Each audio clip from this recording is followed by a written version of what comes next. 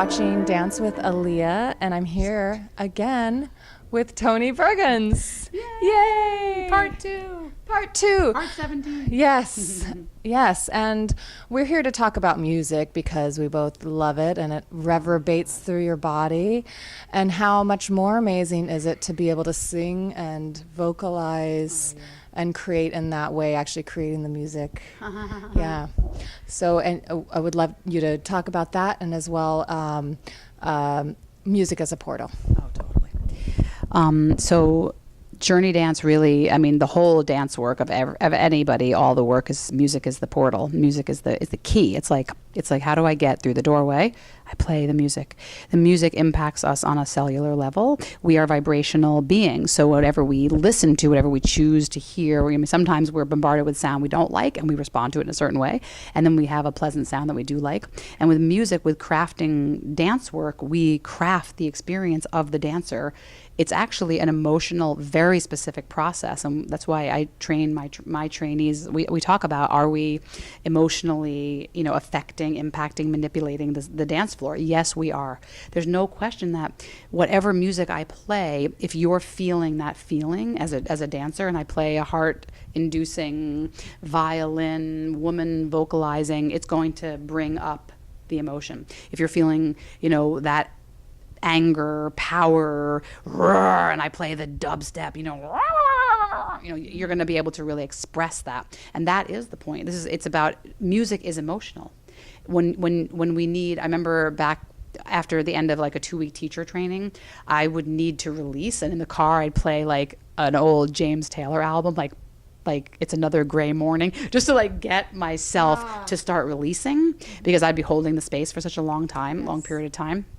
And now I'm much better at releasing during the trainings, but it took me some time to be able to let down. So music is my portal. So for me, I have various categories. All DJs have all these categories, like warm or hard, or mine are embodiment, awakening, funky, connection, evocative emotion, shamanic, celebration. So I have all my music categorized by what feeling I want to bring to that group. Yes. So I can change it based on who I'm working with, So music to me is I happen to be an eyes closed often dancer. And I think a lot of practices have their eyes open, which is beautiful and wonderful. And I learned so much from having my eyes open. And something about me staying so deeply in my body, I have to close my eyes for a moment, feel the music, bring it into my energy body, bring it into my tissues, and then I start. Then I can open my eyes again when I've got that vibration moving through me. Does that make sense? So music is a vibrational healing. Recently, just so you know, we were going to be studied by the New School of Social Research, by the trauma sector that's run by Bessel van der Kolk, through one of my journey dance teachers who's an amazing trauma specialist. And we said, she said, what category do you want to be in? These are your choices. And we were like, oh, definitely music therapy, because they didn't have a movement therapy choice. So we chose music therapy, because really the music is at least 50%, if not 80% part of the creation of a class. Absolutely. I mean, I think sometimes you go to a yoga class, and or an exercise class, I think partly why I don't like fitness classes is the music they choose. Yeah. So if the DJ I like, then that makes a good class. But yeah. Right. So there's a certain quality of, like, for example, like in 5 Rhythms, they have their structure, so they organize in that way. Soul Motion, I'm not really sure of exactly what the structure is, because it's so surprising. It's like slow, fast, moving. I mean, it's very interesting. And Journey Dance, of course, I know my own structure, but I listen to music at all the different containers, and I always find something that I'm looking for. Like I find that, like, there's a hook, there's a word, there's a phrase, and if you can catch the right lyric, it can be so impactful for the person dancing. So I'm very conscious of the lyrics that I choose. I use a lot of non-lyric music because I don't want to infuse, and then sometimes I'll choose a lyric music to infuse a message. And you can teach, actually, as dancing with the lyrics just as much as with the musical choice. So it's very interesting to discover. because I started out at Kripalu Sometimes Center. you can probably just press play, and then Right. what you want them to think about or learn will happen. Exactly, through the lyrics or whatever's playing. As a dancer at Kripalu Center and all these kind of more ashrami type of places that started out with that kind of vibe, I've definitely strayed away from any kind of harsh lyrics.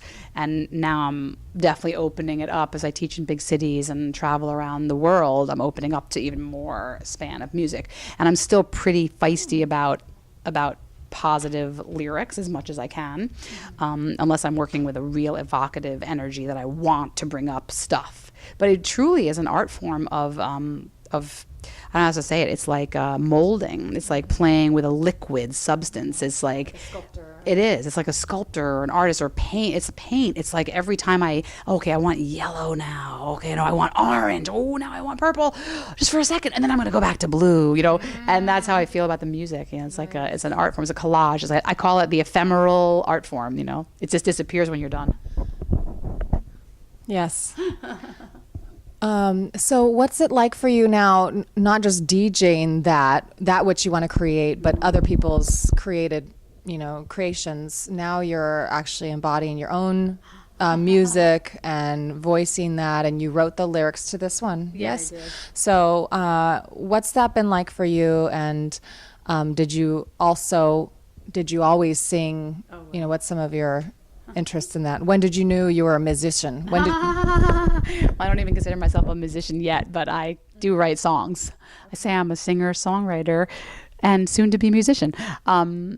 Basically, really, I've always been vocalizing with the people. I've definitely discovered that with the vocalization on the dance floor, there's more transformation. There's more release. There's more joy. All the things. I even have people talk on the dance floor very occasionally. I do the "You're so amazing." Oh, yeah, You're so yeah. amazing. More of a chant, and then I get people to really open up their heart with big ah sounds. And I always enjoyed singing. And I swear, as I listen to music and I have good hearing, I have good pitch, I started to say, I would love to sing. So I started singing a little bit more. And the funny story, I wrote songs many years ago, lots of songs. And of course, all emotional pain leads to great songs, I have to say.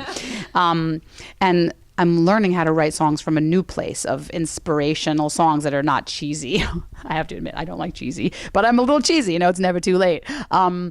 But what's happened is I think the voice has said I have to come forth, and it's really my edge. I literally, when I have the guitar in my hand or I'm writing something, I sometimes just like viscerally feel like I become burning hot, or I start sweating, or if I'm in front of people, it's really quite amazing that I could dance with hundreds of people. I could pump my pelvis like this, like in front of hundreds of people, and then to sing my own song is a whole different edge for me. So I'm really excited that I got to sing for Alia, right? And I said it right this time. And I feel so excited about that I'm actually stepping into I feel like it is never too late, and I want to sing. I've started studying voice. I'm in a band with these wonderful guys that are just so much fun, and they jam and they believe anything is possible, and all the music that we write together is all kind of got a fun message, and really deep stuff. We're all kind of in our 40s and more, so it's been really exciting. We're all we got to do this. It's never too late, and now's the time. Now's the time. Yeah. So live your passion, everybody. That's the whole point of this whole interview. Hey, mama. Hey, mama.